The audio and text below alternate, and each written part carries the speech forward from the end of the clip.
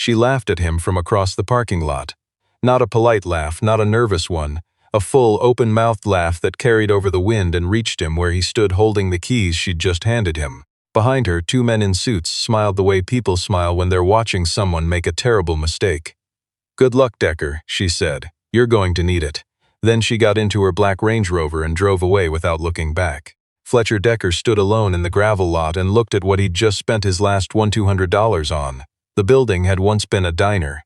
That much was obvious from the cracked neon sign still mounted above the entrance, a faded outline of a coffee cup, the kind that used to glow red in the 1950s. Now it just sat there like a broken promise. The windows were boarded. The front door had been chained shut so long that rust had fused the padlock to the chain. Half the roof tiles were missing, replaced by blue tarps that had gone gray and brittle in the sun. Someone had spray-painted the words "No Trespassing" in orange across the plywood over the front window, and someone else had spray-painted something far less polite directly beneath it. Fletcher didn't move for a long time. He just stood there with the keys in his hand and the wind blowing cold off the Nebraska plains. He was 51 years old. He had $340 left in his checking account. He had a 2008 Ford F-150 with 190,000 miles on it parked at the edge of the lot. He had a sleeping bag in the truck bed and a cooler with 3 days of food in it. He had a daughter named Penny who was 19 and working 2 jobs and didn't know her father had just spent everything he had left on a condemned building in a town he barely knew. What he did not have, a backup plan. 6 months earlier, Fletcher had been the head chef at a place called Alderton House in Omaha. Upscale farm-to-table, 22 tables, reservations booked 4 weeks out. He'd been there 11 years. He'd built the menu from scratch. The food writer at the Omaha World-Herald had called his short rib preparation quietly perfect. Then the ownership group brought in a new managing partner named Cora Vandell. Cora was 36, sharp in the way that cuts things without meaning to, and she had ideas, new direction, modern aesthetic. She wanted the kitchen to pivot toward elevated comfort. She wanted Fletcher to start sourcing from a distributor she had a relationship with rather than the local farms he'd spent a decade building trust with. Fletcher said no, politely at first, then less politely. It took Cora 4 months to build the case for letting him go. When she did it, she called it a strategic realignment. She did it on a Tuesday over a 10-minute meeting with HR present. She did not look up from her paperwork when she told him. He cleaned out his locker. He drove home. He sat in his apartment for 2 weeks doing almost nothing. The savings ran out faster than he expected. A man who'd spent 30 years cooking for other people had never learned to be particularly careful with money. He had habits, good coffee, good bourbon, good books, and those habits added up. He picked up some catering shifts. He applied at 3 other restaurants and heard back from none of them. A former sous chef told him, quietly, that Cora had made some calls. It was January when he saw the listing. Not online, he'd been driving through the small town of Crestfield, Nebraska, about 80 miles west of Omaha, looking for nothing in particular when he spotted the for sale sign nailed to the fence outside the old building. He pulled over and called the number. The woman who answered was Cora Vandell. She'd inherited the property from an uncle she barely knew. The building had been a diner called Patsy's that closed in 1991. The county had cited it twice for structural issues. She'd been trying to unload it for 8 months. Nobody wanted it. "It's essentially a teardown," she told him on the phone. "But if you want to take it off my hands, I'll do $1,200, just to be done with it." Fletcher asked if he could see it first. He drove out the next morning.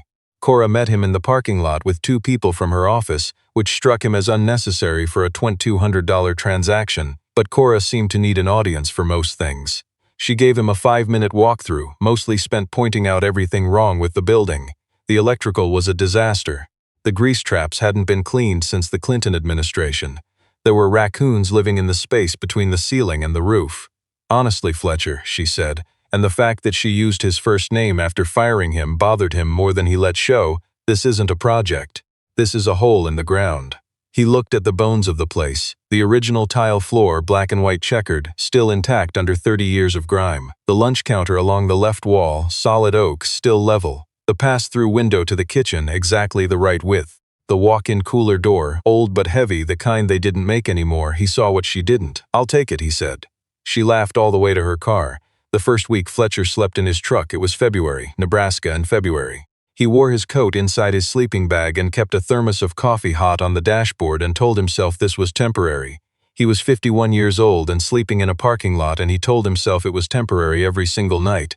He started with the raccoons. 3 adults and what turned out to be 5 juveniles. He didn't trap them, he just opened the roof access and left it open for a week, then patched it. It took longer than he expected. Most things did. The electrical was bad but not catastrophic.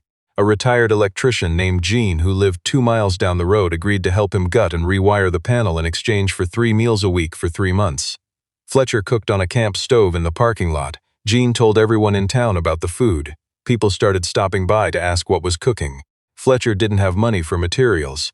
What he had was time, stubbornness, and 30 years of knowing what a functional kitchen actually required. He started pulling things out of the building, old equipment, broken shelving, a chest freezer that hadn't worked in 2 decades, and selling it for scrap or parts on Craigslist. The money went straight back into materials.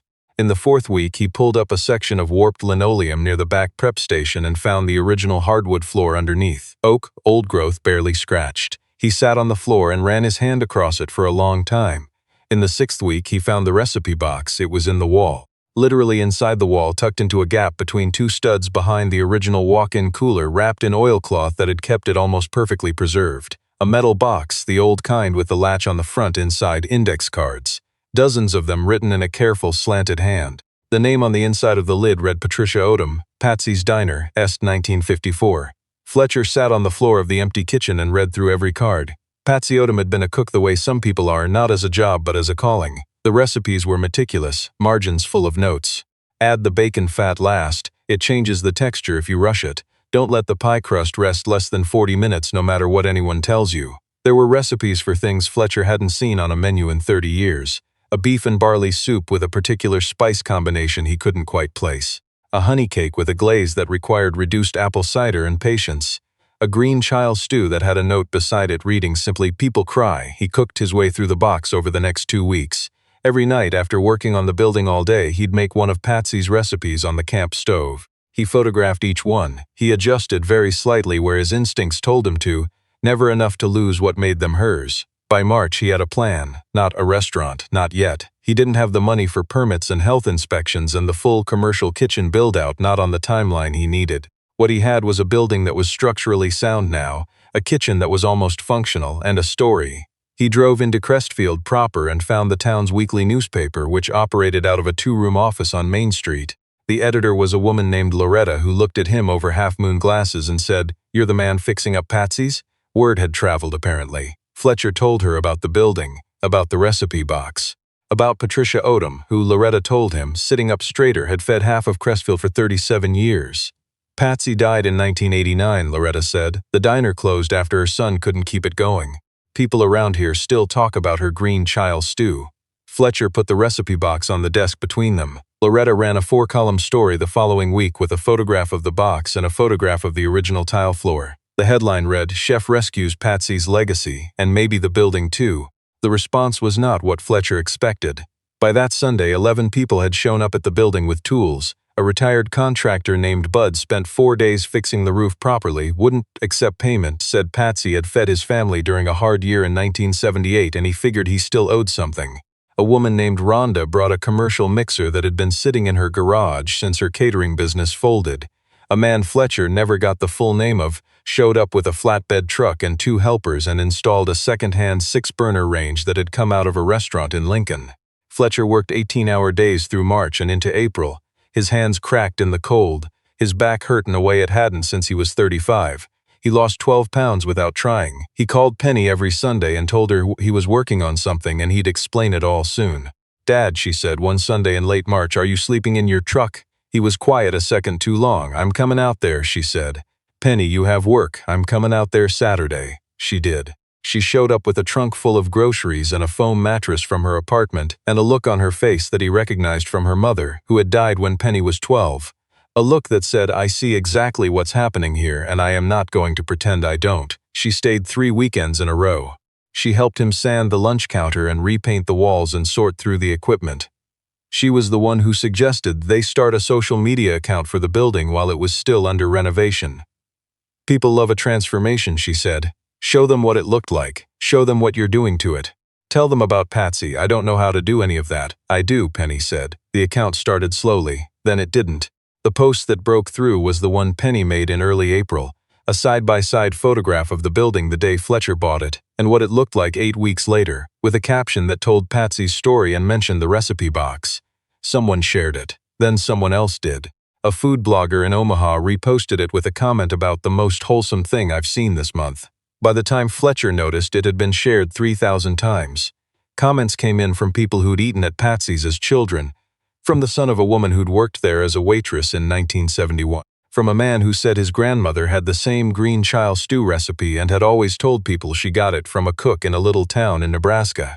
2 local investors reached out within the same week. A commercial kitchen equipment supplier in Omaha offered a substantial discount in exchange for being mentioned on the account. A food journalist for a regional magazine drove out to Crestfield and spent an afternoon with Fletcher and called the project the most honest restaurant story I've found in years. The article ran in May. Patsy's returns, how a fired chef and a recipe box are bringing a Nebraska diner back to life. Fletcher read it sitting on the original tile floor of the kitchen, drinking coffee from his thermos. It was the same spot where he'd found the recipe box. He read it twice and didn't say anything, just sat there in the quiet of the building that was now undeniably almost a restaurant. Patsy's reopened on a Thursday evening in the second week of June. Fletcher had a soft opening, no advertising beyond the social media account, no press invited, just 50 seats and a limited menu. Patsy's classics anchored it: the beef and barley soup, the honey cake, the green child stew. He'd added 6 dishes of his own, things that grew from the same instinct Patsy's cooking came from, honest, unfussy, made from what the land around Crestfield actually produced. The line formed at 4:30 for a 5 opening. By 5:45 they were out of green child stew. By 7 they were out of beef and barley. By 8:15 every dish on the menu was gone and people were still at the counter. Fletcher stood in the kitchen and looked out the pass-through window at a room that was full in a way he hadn't seen since his best nights at Alderton House. Gene the electrician was at a table near the window with his wife and 2 grown sons. Bud the contractor was at the counter working through a bowl of soup. Loretta from the newspaper was in the back corner writing in a notebook. Penny was behind the counter pouring coffee. She caught her father's eye through the pass-through window and raised one eyebrow in the way she'd done since she was about 6 years old, a look that meant, "What did I tell you?" Fletcher turned back to his stove. He had 12 months left on the land lease he'd negotiated in March. The building was his outright. He had a waiting list of 200 names for the following Thursday. He had a phone call scheduled for Monday with the regional food journalist who wanted to do a follow-up piece and had mentioned, casually, that she'd forwarded the article to someone she knew at a national food publication. He was not thinking about any of that. Standing at the stove in June with the kitchens running clean and the tickets coming in and the smell of cider glaze reducing on the back burner. He was not thinking about Cora Vandell or Alderton House, or the Tuesday in September when he'd cleaned out his locker and driven home in silence. He was thinking about a woman named Patsy who had fed this town for 37 years and left her work hidden in a wall, waiting for someone who knew what to do with it. The review ran in Midwest Table magazine 3 weeks later, 800 words. The writer called the beef and barley soup the kind of thing you didn't know you'd been missing until it's in front of you. She called the space warm without trying to be. She called Patsy's the most important new opening in the region this year, in a building that technically isn't new at all. The reservation list hit 600 names the day the article went live. A restaurant group in Omaha reached out about partnership. A culinary school in Lincoln asked Fletcher if he'd be willing to speak to their students. A man who identified himself as a development consultant drove out to Crestfield unannounced, looked at the building, looked at the lot, and left a business card with a number written on the back, and the words, "Call me when you're ready to talk about what this becomes next." Fletcher put the card in the drawer below the register. He was not ready for that conversation yet. Maybe he would be someday. Maybe he'd open a second location. Maybe Penny would take over the books properly instead of doing it on top of 2 other jobs. Maybe a lot of things. What he knew for certain was this. On the last Thursday of June, Cora Vandell walked through the front door of Patsy's at 6:15 in the evening. She was with a man Fletcher didn't recognize and a woman he vaguely placed as someone from the Alderton House ownership group. She didn't see him immediately. She was looking around the room the way people look at a place when they're trying to understand how it got to be what it is. Her expression was not the expression she'd worn in the parking lot in February, when she'd handed him the keys and laughed and driven away. The host, a 20-year-old from Crestfield named Jonah, told her politely that the waitlist was 6 weeks long and they weren't seating walk-ins. Fletcher watched through the pass-through window. Cora started to say something. Then she looked toward the kitchen and their eyes met through the window. She stopped talking. Fletcher held her gaze for exactly 1 second. Then he turned back to the stove, lowered the flame under the glaze, and picked up the next ticket. The dining room was full, the kitchen was running. Somewhere in the front of the house, Penny was laughing at something a customer had said. There was nothing else he needed to do.